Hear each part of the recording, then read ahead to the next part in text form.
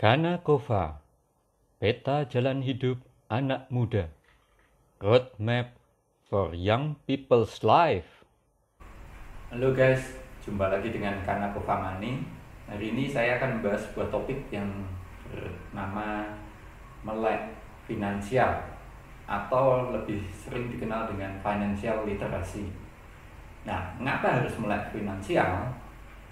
Yang pertama, kita harus fokus kepada tujuan keuangan. Setiap orang, kita semua punya tujuan keuangan untuk pensiun, untuk pendidikan anak, kemudian untuk membeli rumah, untuk persiapan menikah. Nah, semua orang punya tujuan keuangan masing-masing sehingga kita harus fokus pada tujuan keuangan. Yang kedua, kita harus siap dalam situasi yang tak terprediksikan. Artinya apa? Kita harus siap dalam worst case scenario atau situasi terburuk, karena ada hal-hal di luar kendali kita, sehingga kita harus tahu persis bagaimana tentang kehidupan finansial kita. Kemudian berikutnya adalah kita harus mengerti produk dan jasa keuangan, karena di luar sana banyak sekali produk dan jasa keuangan yang mungkin kita sebagian sudah tahu, tapi banyak juga yang kita belum tahu. Mana investasi yang beneran, mana investasi yang bodong. Nah, investasi apa yang akan membuat kita menjadi lebih cepat berkembang keuangan kita, atau investasi apa yang ternyata hanya memberikan return atau imbal hasil yang hanya sedang-sedang saja. Nah, yang berikutnya adalah kita harus memiliki keterampilan menabung. Jadi seberapapun besar penghasilan kita harus bisa mengalokasikan untuk kita simpan atau kita tabung. Karena inilah yang akan membuat fondasi keuangan kita ini menjadi lebih kuat. Dan berikutnya adalah kita harus memiliki kontrol atau kendali atas uang kita. Harus keluar masuk uang kita, pendapatan dan biaya kita, kemudian posisi keuangan kita harus tahu persis, karena kendalinya bukan di tangan orang lain tapi di tangan kita. Nah, uang dan kebahagiaan. Di sini kita akan membahas beberapa pemeo-pemeo atau mungkin pikiran-pikiran yang ada di lingkungan sekitar kita gitu. Nah, ada yang menyebut kemiskinan adalah pangkal penderitaan dan kaya adalah pangkal sejahtera. Kemudian ada juga yang mengatakan uang adalah akar dari segala kejahatan.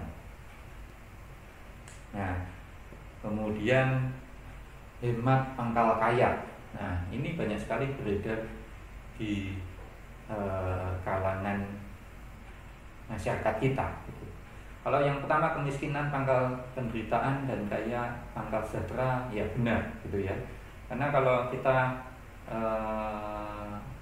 miskin, ya mungkin daya beli kita berkurang atau kecil. Nah, tapi kalau kita kaya, daya beli kita besar. Nah, otomatis kesejahteraan ada di tangan kita kalau kita kaya gitu. Kalau yang kedua, uang adalah akar dari segala kejahatan, itu kembali ke orangnya. Tapi kalau menurut saya, tidak punya uang adalah akar dari segala kejahatan. Nah, betul kan? Bukan uangnya yang salah, tapi orangnya gitu ya. Apalagi udah orangnya nggak benar, kemudian tidak punya uang. Nah, itu yang menimbulkan kejahatan. Dan yang ketiga adalah hemat pangkal kaya. Ya, ini sudah dari zaman kita sekolah dulu, zaman SD sudah diajari tahu. Tapi kenyataannya memang tidak banyak orang yang bisa melakukan penghematan ya. Karena pada prakteknya itu susah sekali gitu ya, meskipun gampang diucapkan gitu ya. Nah, ini merupakan hal-hal yang kita sering jumpai gitu. Kemudian kita bikin nih matrix antara miskin dan kaya, kemudian sedih dan bahagia gitu. Apa hubungannya uang dan kebahagiaan itu. Nah, yang paling kita hindari adalah udah miskin kemudian sedih gitu ya. Miskin bahagia oke, kaya sedih ya enggak oke amat gitu. Nah, tapi yang paling kita harapkan adalah kaya dan bahagia. Nah, betul kan? Nah, kalau yang setuju silahkan komen di channel saya. Kemudian tentang uang dan waktu, money and time. Nah, banyak orang berkata time is money, waktu adalah uang. Tentu saja ini benar, karena bagaimanapun setiap waktu yang kita habiskan seharusnya bisa menghasilkan produktivitas dari suatu pekerjaan kita atau bisnis kita, dan pada akhirnya menghasilkan uang gitu. Kalau kita buang-buang waktu, sama saja kita membuang-buang kesempatan untuk menghasilkan uang. Yang kedua adalah waktu adalah sahabat kita, gitu ya. Time is your friend. Nah, setiap waktu yang kita habiskan, sama saja setiap kesempatan yang kita habiskan bersama dengan sahabat kita. Maka sering dikatakan waktu adalah sahabat kita. Jadi akumulasi kekayaan itu bukan berasal dari kejadian satu malam gitu ya, seperti kisah Roro Jonggrang gitu ya, bangun candi dalam suatu, dibangunkan candi ya dalam satu malam gitu. Itu tentu bukan dalam sekejap gitu ya, karena akumulasi keuangan kita itu berasal dari setiap kepingan uang, setiap sen, setiap rupiah, setiap dolar yang kita hasilkan selama ya dari waktu ke waktu, dari bulan ke bulan, kemudian dari tahun ke tahun, dan kita akumulasikan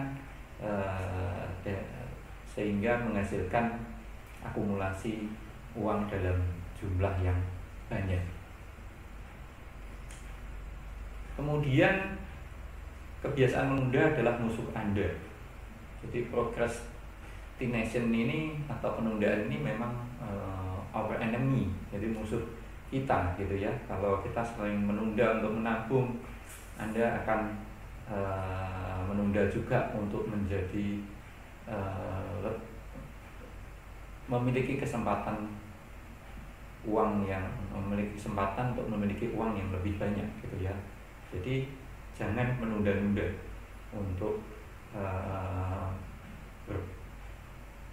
menabung atau juga kita punya waktu untuk lebih produktif gitu ya, karena ini bisa menjadi bumerang bagi kita.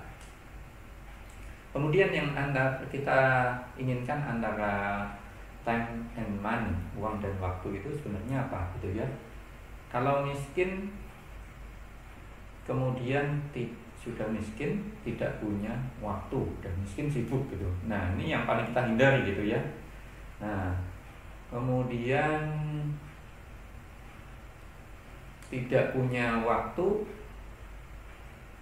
kemudian ini ya, tidak punya waktu, kemudian juga kaya. Itu banyak orang pengusaha yang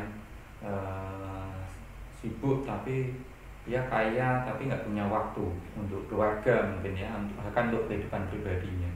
Kemudian juga punya waktu tapi miskin. Nah, itu pengangguran gitu ya, banyak.